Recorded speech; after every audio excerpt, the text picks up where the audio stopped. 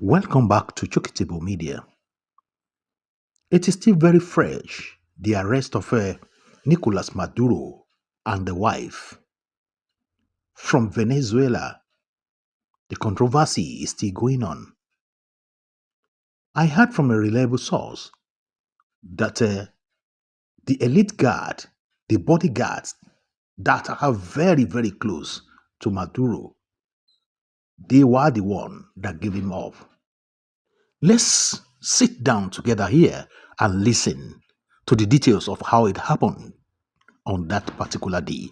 Good morning. We continue our breaking coverage of what may be the most audacious military operation in recent Latin American history. Venezuelan President Nicolas Maduro is now in United States custody after being captured in the early hours of this morning. But as more information emerges, we're learning that this wasn't simply a military victory. This was a catastrophic security failure that began with those closest to the Venezuelan leader, his own bodyguards. The question everyone is asking tonight is simple. How did the United States pull this off? How did American special forces penetrate one of the most paranoid security apparatuses in the Western Hemisphere? The answer, according to sources close to the operation, is as old as warfare itself: betrayal from within. Multiple intelligence sources are now confirming that members of Maduro's personal security detail, the men tasked with protecting his life, were the ones who handed him over to American forces.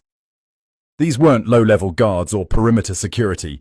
These were elite bodyguards handpicked for their loyalty, trained to take a bullet for the president. Yet in the end, they took American money instead. Let's start with what we know about the timeline of events. At approximately 1:45 a.m. Caracas time, Maduro was at a secure location in the capital. The exact address has not been disclosed, but sources indicate it was one of several safe houses used by the president to avoid assassination attempts. These locations change frequently, and only a handful of people know the president's whereabouts at any given time. At 2 a.m., the first explosions were heard across Caracas. These strikes, as we now know, were diversionary.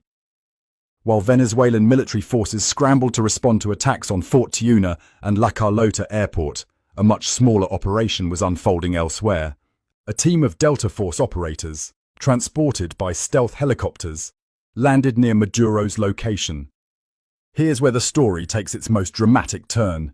According to sources familiar with the operation, these American commandos did not have to fight their way in. They walked in. The outer perimeter guards had been told to stand